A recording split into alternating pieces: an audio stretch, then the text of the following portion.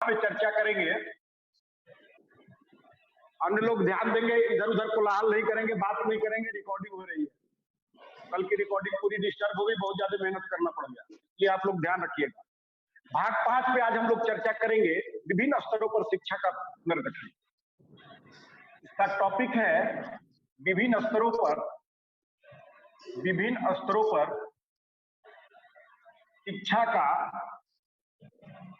पुनर्गठन। साफ दिखाई दे रहा है कि नहीं लिखा हुआ? यस सर, साफ है ना? दे रहे हैं सर। ठीक, ओके। आज हम लोग भाग 5 पे चर्चा करेंगे कि विभिन्न स्तरों पर शिक्षा का पुनर्गठन। इसमें इस भाग के अंतर्गत जो है, पहला है शिशुओं की देखभाल। पहली बात की गई है शिशुओं की देखभाल के लिए। शिशुओं की देखभाल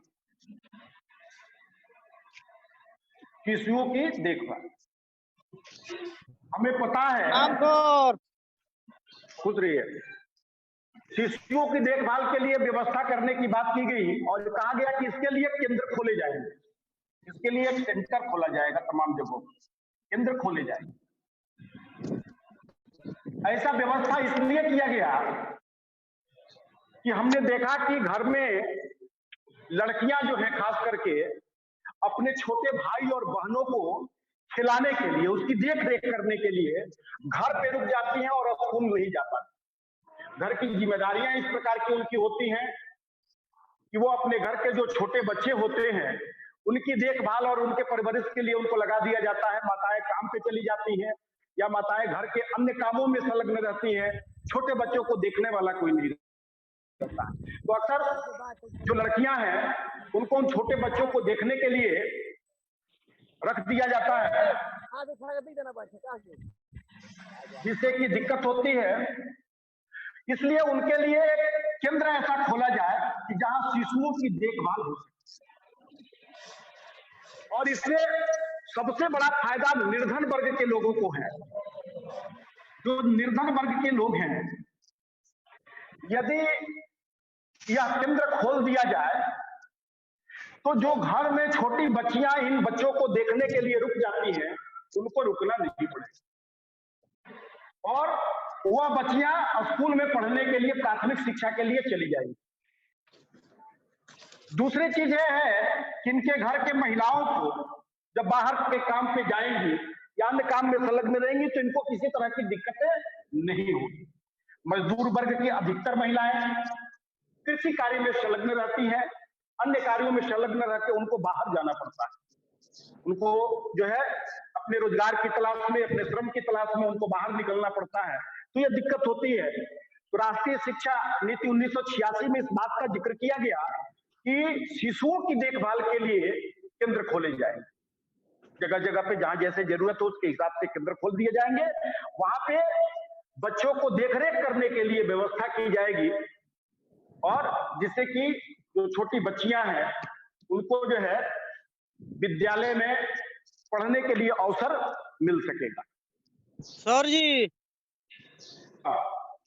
तो काम है सर आपसे, बाद में काम बताइएगा। मानसी से काम है सर हमको, बाद में काम बताइएगा, अभी क्लास कीजिए। मानसी सर जी कुछ बोल रही थी कल बड़ी अंट संट, बाद में इसकी चर्चा करिएगा ना, उनसे पूछिए सर क्या मैटर है। क्लास करिए उसके बाद जो है चर्चा करिएगा। निर्धन वर्ग के लिए जो है केंद्र खोले जाएंगे, ये बातें की गई। दूसरी चीजें जो है क्लासें, दूसरी चीज जो है ये ध्यान हम लोगों को रखना है कि प्रारंभिक शिक्षा के लिए उन्होंने बात किया।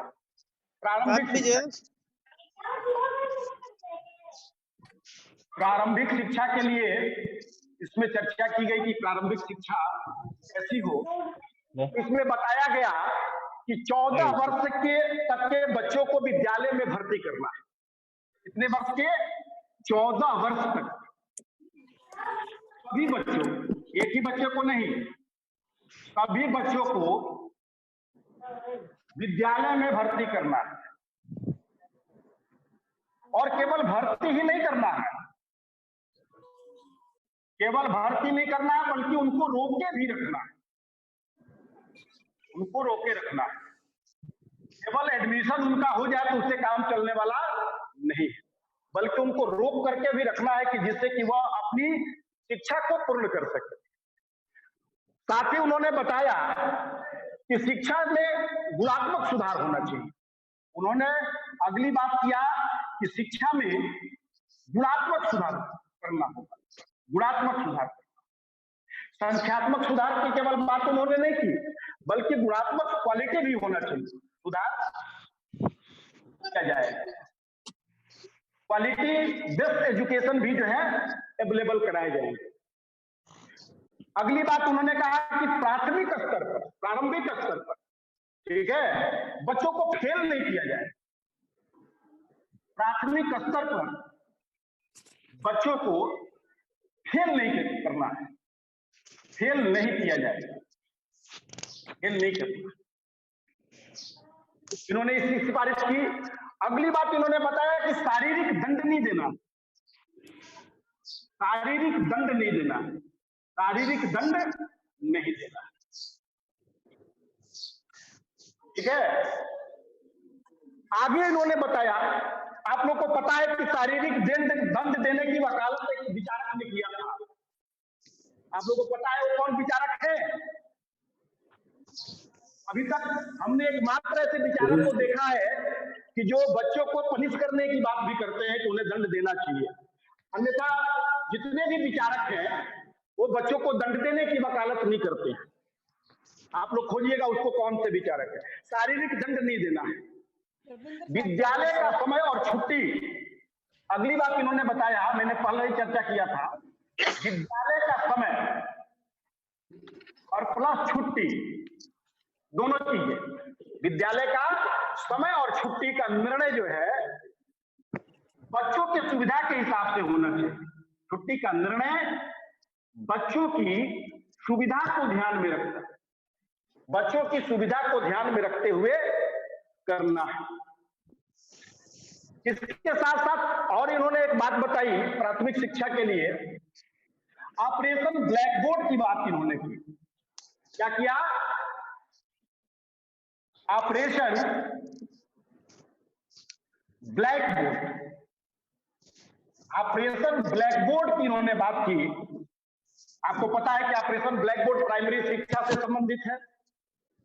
इसमें इस बात की चर्चा की गई कि विद्यालय के लिए जो जरूरी चीजें हैं वो इसके माध्यम से पूरे करने की कोशिश किया जाए। उसमें बताया गया कि कम से कम 2 कक्ष होने चाहिए जो अलग अलग मौसम के हिसाब से हो। उसके लिए ब्लैक बोर्ड होना चाहिए, उनके खेल की सामग्रियां होनी चाहिए, उनके शिक्षण की सामग्रियां होनी चाहिए। तमाम तरह की चीजें जो हैं प्राथमिक आवश्यकता से संबंधित, जो प्राथमिक विद्यालय के लिए जरूरी चीजें हैं वो इसके माध्यम से मिलने चाहिए।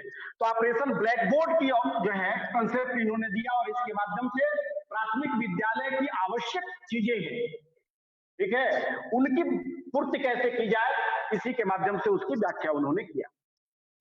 तो ये बात जो है प्रारंभिक स्तर के लिए कही गई, जिसमें बच्चों के हिसाब से क्लास और छुट्टियां, उनको दंड नहीं देना, उनको फेल नहीं करना है, गुणात्मक शिक्षा देना है, ये सारी बातें जो है इसमें की गई।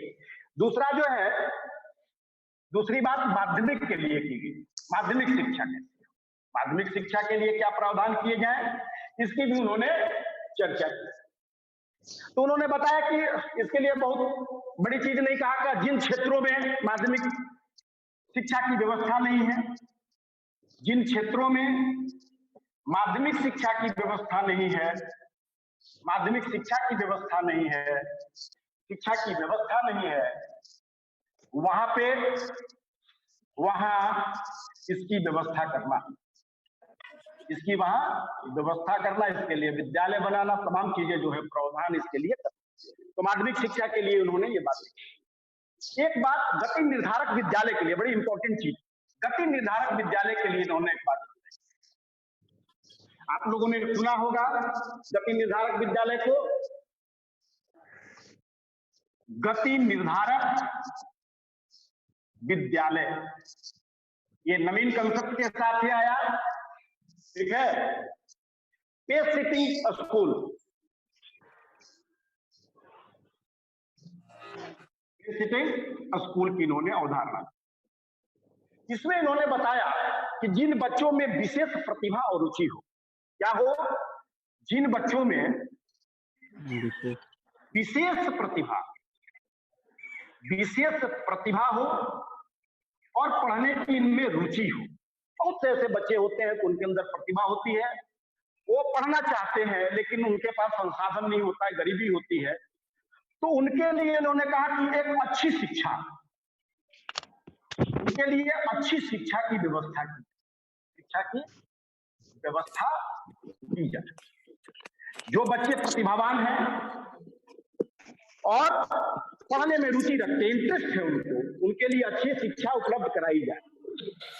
और ये कराने से क्या होगा कि तेजी से उनमें विकास होगा। उनमें विकास कैसे होगा? सामान्य तरीके से नहीं होगा, क्योंकि उनकी प्रतिभा है और उनमें इंटरेस्ट है कि हम पढ़े। अब इस उद्देश्य की पूर्ति हेतु क्या किया जाए भाई? ये सारी चीजें कैसे होंगी? ये रुचि है, उनकी प्रतिभा है, अच्छे जो है शिक्षा की व्यवस्था की जाए जिससे कि उनमें तेजी से विकास हो। तो इसके लिए करना क्या होगा? तो इसके लिए करना होगा देश के विभिन्न क्षेत्रों में गति निर्धारक विद्यालय, देश के विभिन्न हिस्सों में। इसके लिए क्या करना होगा? देश के विभिन्न हिस्सों में गति निर्धारक विद्यालय की स्थापना की जाए। गति निर्धारक विद्यालय की स्थापना की जाए। गति निर्धारक विद्यालय की स्थापना की जाएगी। उन प्रतिभावान बच्चों के लिए, जो इंटरेस्टेड बच्चे हैं, जो शिक्षा ग्रहण करना चाहते हैं, जो पढ़ना चाहते हैं, उनके लिए विभिन्न हिस्सों में गति निर्धारक विद्यालय की स्थापना की जाएगी। साथ ही इसमें नवीन पद्धतियों को, जितनी भी पद्धतियां हो सकती हैं, नवीन टेक्नोलॉजी हो सकती है, वो नवीन पद्धतियों को अपनाया जाएगा तथा प्रयोग भी किया जाएगा। केवल नवीन गतिविधियों को पद्धतियों को अपनाया ही नहीं जाएगा, बल्कि उसके लिए प्रयोग करने की छूट होगी, बल्कि प्रयोग किया जाएगा या उसकी छूट होगी। नवीन गतिविधियों को प्रयोग करने की छूट होगी। इसके साथ इन्होंने बताया कि ये विद्यालय आवासीय और निःशुल्क होंगे। ये विद्यालय कैसे होंगे? ये विद्यालय आवासीय होंगे और प्लस निःशुल्क होंगे। इसमें कोई शुल्क नहीं लगेगा, कोई पैसा नहीं लगेगा और बच्चों को रहने के लिए व्यवस्था भी की जाएगी। एससी और एसटी के लिए इसमें आरक्षण की व्यवस्था भी की जाएगी। जो एससी और एसटी वर्ग के लोग हैं, जो एससी और एसटी वर्ग के लोग हैं,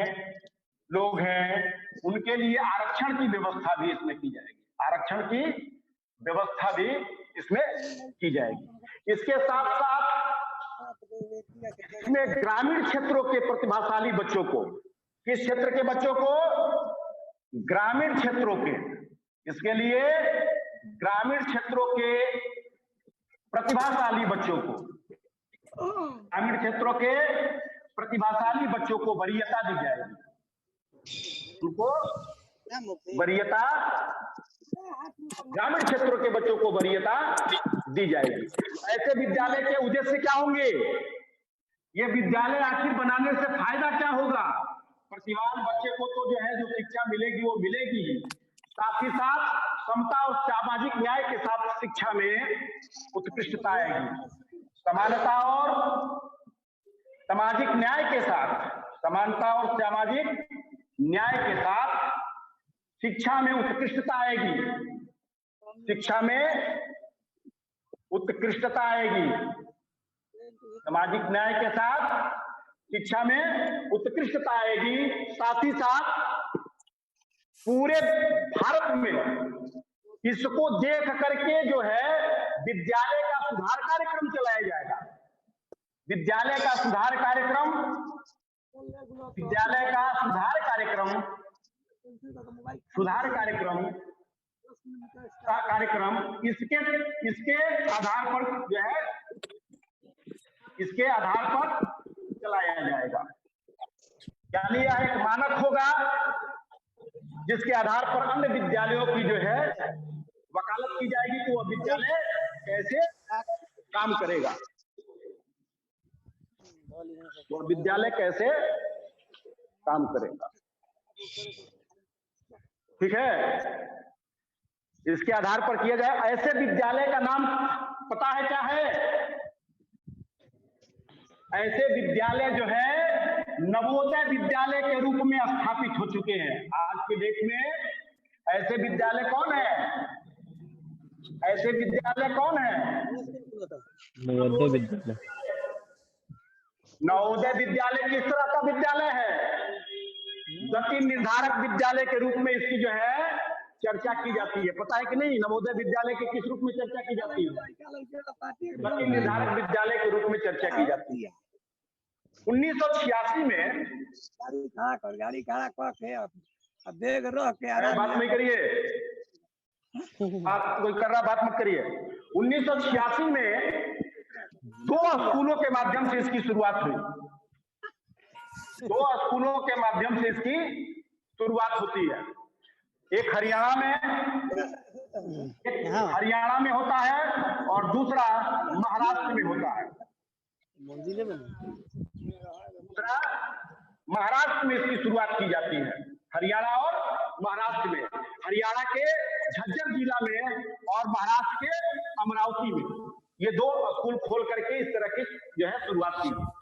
नेक्स्ट पॉइंट जो है व्यावसायिक शिक्षा से संबंधित है।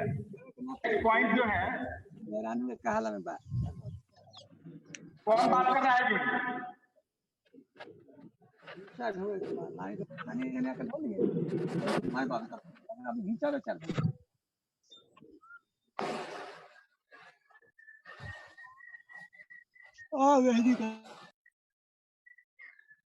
नेक्स्ट जो है व्यावसायिक शिक्षा की बात उसमें की गई है। व्यावसायिक शिक्षा की बात इसमें की गई, व्यावसायिक शिक्षा। अब उन्होंने कहा कि व्यावसायिक शिक्षा जो है उच्चतर माध्यमिक स्तर के विद्यार्थियों के लिए, किसके लिए? उच्चतर माध्यमिक स्तर के विद्यार्थियों के लिए। लगाई में भी और पॉइंट चालू होती है। दोनों भाई ये कौन बात कर रहा है जी घर का अपना? 7,000 देते रहे 8100 दी। 7,000 8100 क्या सर बोली ना। ये कौन बात कर रहा है इसमें? आज जाए तो 4 गो मोबाइल रखले बन, चारों बेचो मोती। अरे भैया 10 गो रखो ना, चुप रहो। कौन लड़का है? व्यावसायिक शिक्षा के संदर्भ में मैं बता रहा था कि उच्चतर माध्यमिक स्तर के विद्यार्थियों तक व्यावसायिक शिक्षा का इनके लिए पाठ्यक्रम लाया जाए। और उन्होंने कहा कि 1990 तक 10%, 1990 तक 10% और 1995 तक इसे 25% तक व्यावसायिक शिक्षा को इसमें शामिल करने की जरूरत है। और इसके साथ उन्होंने कहा कि ऐसा प्रयास किया जाएगा इस व्यावसायिक शिक्षा को प्राप्त करने के बाद अधिकतर बच्चों को रोजगार मिल जाए, अधिकतर बच्चों को नौकरी मिले। इसमें इस बात का भी जिक्र किया कि जब वो व्यावसायिक शिक्षा ग्रहण करके निकले, पूरी करें, तो अधिकतर बच्चों को उनको रोजगार प्राप्त हो जाए, उन्हें नौकरी मिल जाए या अपने रोजगार स्वयं कर सके। 2 स्थितियां हो सकती हैं, या तो अपने रोजगार वो व्यावसायिक शिक्षा के माध्यम से स्वयं करे या उन्हें नौकरी सरकार की तरफ से मिल जाए। अपने रोजगार की व्यवस्था स्वयं करें, 2 स्थितियां होनी चाहिए। तो व्यावसायिक शिक्षा के संदर्भ में इन्होंने ये बातें बताई। उच्च शिक्षा के संदर्भ में हम लोग अब चर्चा करेंगे। उच्च शिक्षा के संदर्भ में जो है इस आयोग ने क्या बताया, उच्च शिक्षा से संबंधित बातें, उच्च शिक्षा को लोगों को उच्च शिक्षा प्राप्त करने से फायदा क्या होता है। जो भी उच्च शिक्षा प्राप्त करते हैं उनसे कुछ उम्मीदें होती हैं देश। ऐसे नहीं है कि उनको हायर एजुकेशन देने की केवल बात की जाती है कि वो पढ़ लिख कर नौकरी करेंगे, नहीं, बल्कि मानव जाति के निम्न समस्याओं पर वो विचार कर सके। इसलिए किया जाता है कि वह मानव जाति के निम्न समस्याओं पर विचार कर सके, मानव जाति के निम्न समस्याओं पर विचार कर सके, मानव जाति के निम्न समस्याओं पर विचार कर सके। इसलिए उन्हें हायर एजुकेशन की तरफ अग्रसर करने की कोशिश की जाती है, या ये जो है उम्मीद किया जाता है कि जो हायर एजुकेशन प्राप्त व्यक्ति होगा निम्न समस्याओं पर भी विचार करेगा। पहली बात उन्होंने कहा कि वो सामाजिक समस्याओं पर विचार कर सके, उसका दायित्व है सामाजिक समस्याओं पर विचार करने के लिए। आर्थिक समस्याओं पर विचार कर सके, वो आर्थिक समस्याओं पर विचार कर सके, नैतिक समस्याओं पर विचार कर सके वो, ठीक है, आध्यात्मिक समस्याओं पर विचार कर सके, वह आध्यात्मिक समस्याओं पर विचार कर सके, ठीक है, सांस्कृतिक समस्याओं पर, सांस्कृतिक समस्याएं भी होती रहती हैं तो वह सांस्कृतिक समस्याओं पर विचार कर सके। यानी उच्च शिक्षा प्राप्त व्यक्ति से इस तरह की उम्मीदें की जाती है कि वो इन समस्त समस्याओं पर वह विचार करने की स्थिति में आए। उसकी मानसिक स्थिति ऐसी होनी चाहिए कि वो इन समस्याओं पर भी जो है विचार करे और उसके समाधान के लिए वह प्रयास करे। इसीलिए तमाम तरह के शोध और अलग अलग चीजें जो है हायर एजुकेशन में देखने को हमें मिलते हैं। इसके लिए उन्होंने और बातें बताई। इसके तहत शिक्षा जो है संस्थाओं में प्रवेश क्यों दिया जाए, इसके लिए क्या किया जाए, शिक्षा संस्थाओं में जो प्रवेश दिया जाए, एडमिशन जो हो वह कैसे हो, वह ग्रहण क्षमता के, प्रवेश कैसा हो, प्रवेश जो है वह ग्रहण क्षमता के हिसाब से हो। ऐसा न हो कि उसके अंदर उसे प्राप्त करने की क्षमता नहीं हो और उसे जो है हायर एजुकेशन में डाल दिया गया।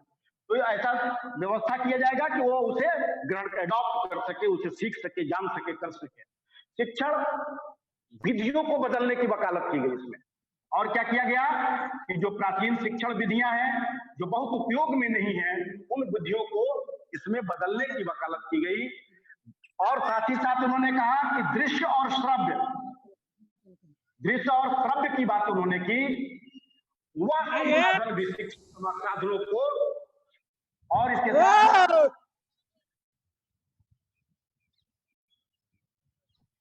इलेक्ट्रॉनिक उपकरणों का, इसके साथ साथ इलेक्ट्रॉनिक उपकरणों का भी उपयोग किया जाए। उपकरणों को, अरे क्या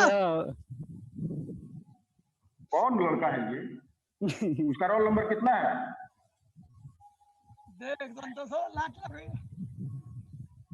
कौन लड़का है, किसी को पता है रोल नंबर? दृश्य सब इलेक्ट्रॉनिक उपकरणों को का प्रारंभ किया जाए। इसके बाद लिखी रोल नंबर बोले तने, हाँ लिखी रोल नंबर 3 है, एगो इनकरे खाली म्यूट नहीं है, बाकी सब कोई के म्यूट बा। दीपक कुमार रोल नंबर 3, एगो और के कर म्यूट नहीं है। अब जो भी है हम उसको हटा रहे हैं। दीपक कुमार, ये दीपक कुमार कौन है? ठीक है, बाकी केहू के नहीं है।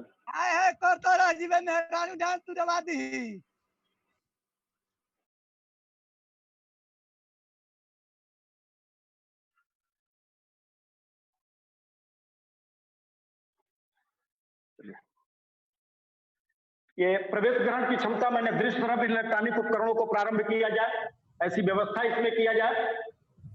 इसके तहत जो है इन्होंने ये भी बताया कि विश्वविद्यालयों को अनुसंधान कार्य के लिए, अनुसंधान कार्य को महत्व देना होगा, शोध को महत्व देना होगा। बिना शोध के महत्व दिए काम चलने वाला नहीं है, और उसके लिए अधिक से अधिक सहायता की बात है,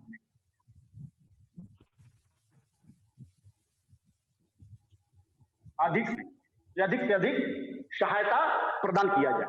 केवल अनुसंधान करने से नहीं होगा, अनुसंधान है तो उच्च गुणवत्ता सुनिश्चित किया जाए। केवल अनुसंधान से नहीं होगा बल्कि उसके लिए उच्च गुणवत्ता की बात की जाए। वह अनुसंधान कैसे हो, वह उच्च गुणवत्ता वाला होना चाहिए। ऐसा अनुसंधान न हो जिसमें गुणात्मकता नहीं हो, केवल जो है संख्या के आधार पर बहुत लोग रिसर्च आज कर लेते हैं, उसका कोई परिणाम सार्थक नहीं दिखता है। इसलिए इस तरह की व्यवस्था हो कि वह शोध जो हो वह गुणात्मक हो, क्वालिटी वाला शोध हो, जिससे समाज को फायदा हो, जिससे देश को फायदा हो, उसे लोग लाभ उठा सके। इसके साथ साथ उन्होंने जो है मुक्त विश्वविद्यालय की भी बात किया। इसके साथ साथ उन्होंने क्या किया, मुक्त विश्वविद्यालय की उन्होंने बात, ओपन यूनिवर्सिटी की उन्होंने वकालत किया कि ओपन यूनिवर्सिटी कैसा होना चाहिए। ओपन यूनिवर्सिटी के माध्यम से उन्होंने ये बात बताया कि उच्च शिक्षा में लोगों को अधिक अवसर मिले, उच्च शिक्षा में अधिक अवसर मिले। अधिक अवसर कैसे मिलेगा, क्योंकि बच्चे पास ज्यादा होते हैं, एडमिशन नहीं हो पाते हैं, इसलिए ओपन यूनिवर्सिटी की अवधारणा इसके लिए बहुत सार्थक कदम है। और इसको उन्होंने कहा कि अवसर मिले और इस ओपन यूनिवर्सिटी को सुदृढ़ बनाया जाए, उसको सुदृढ़ बनाने की वकालत इन्होंने की।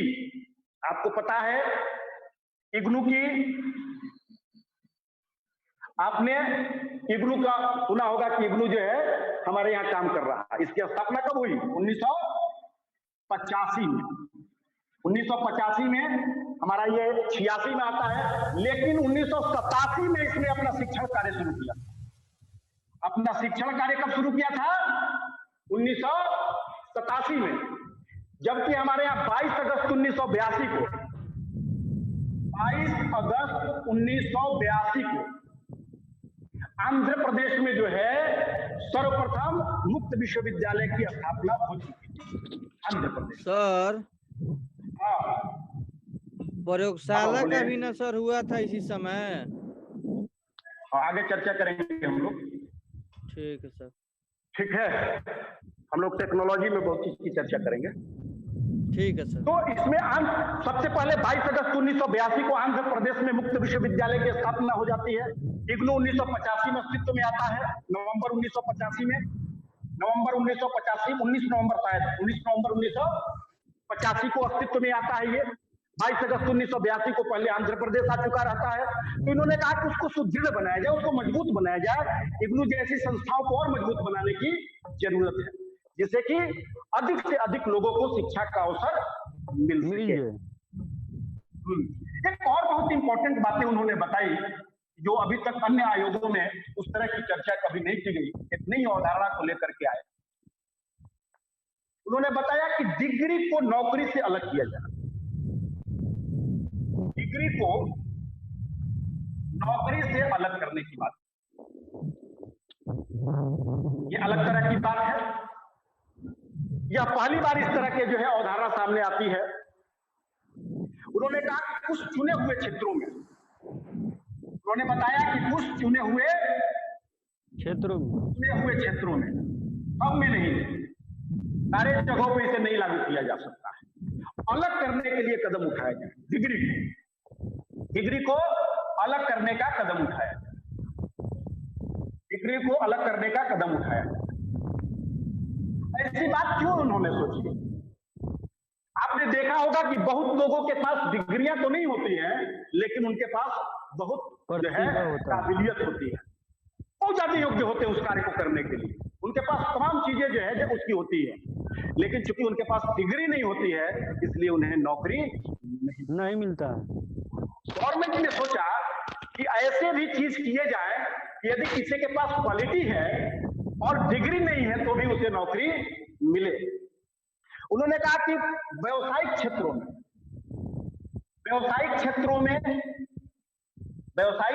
में इसे लागू नहीं किया जा सकता है। जैसे इंजीनियरिंग में, मेडिकल में, शिक्षण में, ठीक है, ये तमाम ऐसे हैं जहां व्यवसाय उसकी जरूरत है।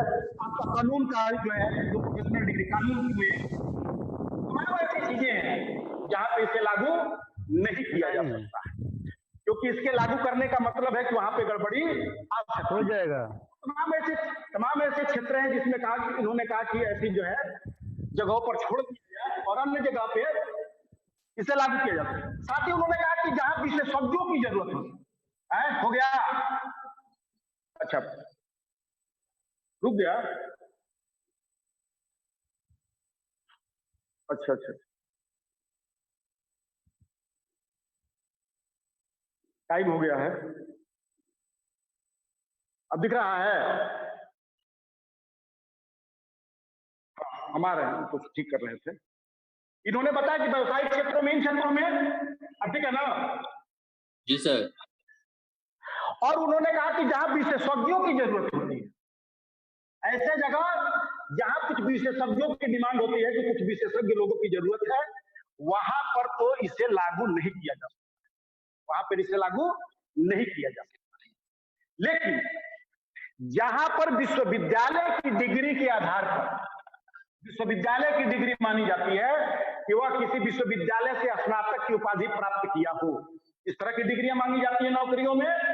तो उन्होंने कहा कि ऐसे जगह पे जो है उस डिग्री की कोई जरूरत नहीं है, वह यदि इंटर पास है तो उसे नौकरी में बैठने की छूट होगी और उसके लिए जो कंपटीशन का एग्जाम होगा वह कराया जाएगा। ठीक है, एक राष्ट्रीय स्तर पर परीक्षण होगा, राष्ट्रीय स्तर पर उसके लिए परीक्षण होगा और यदि उस परीक्षण में वह पास हो जाता है तो उसे वो नौकरी देने की बात सोची। हाँ, तो इस तरह की पहली बार इन्होंने वकालत किया। एक चीज और इस जो है 5वें भाग में हम लोग देख लेते हैं और उसके बाद इसको जो है आज 5वां भाग समाप्त करते हैं। इन्होंने ग्रामीण विश्वविद्यालय की एक वकालत की। एक बात इन्होंने बताया ग्रामीण विश्वविद्यालय, एक इन्होंने बात बताई ग्रामीण विश्वविद्यालय। इसके पहले भी ग्रामीण विश्वविद्यालय की वकालत एक आयोग ने किया गया था। सबसे पहले ग्रामीण विश्वविद्यालय की वकालत किस आयोग ने किया था पता है?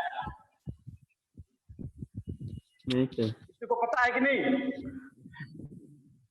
ग्रामीण विश्वविद्यालय नहीं, सबसे पहले ग्रामीण विश्वविद्यालय की अवधारणा भारत का पहला आयोग राधा कृष्णन आयोग, राधा कृष्णन आयोग ने सबसे पहले इसकी वकालत किया था कि ग्रामीण विश्वविद्यालय भारत में होने चाहिए, स्थापना होनी चाहिए।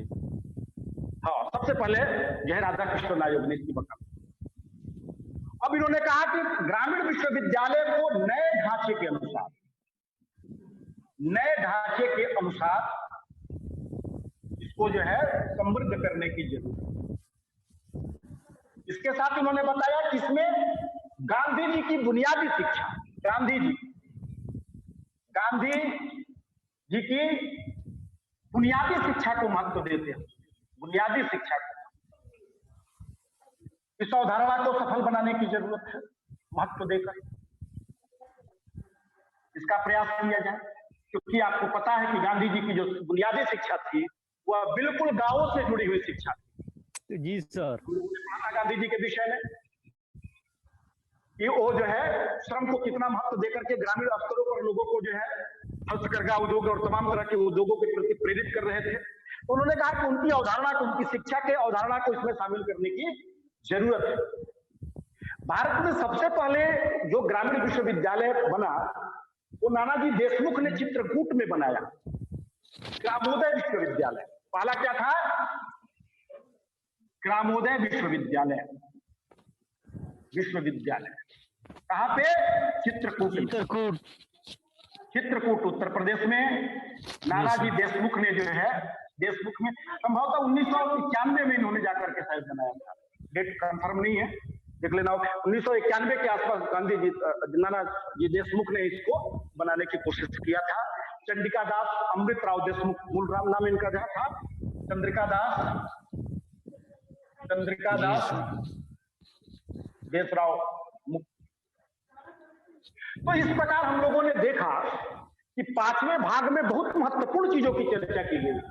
चौथे भाग में भी यदि हम लोगों को परीक्षा के दृष्टिकोण से इसे लिखना हो तो मुझे लग रहा है कि आपके पास इतने मटेरियल हो गए लिखने के लिए, लॉन्ग प्रश्न में कहीं से दिक्कत ही नहीं आएगी। इतने बिंदुओं पे हम लोगों ने इसी माध्यम से चर्चा की। नेक्स्ट टॉपिक पे जब हम लोग चर्चा करेंगे तो आपको पता होगा कि संचार क्रांति की देन राजीव गांधी के, जी सर। भारत में दूरसंचार क्रांति लेकर के आए राजीव गांधी। राजीव गांधी। इसलिए अगला टॉपिक जो होगा वह दूर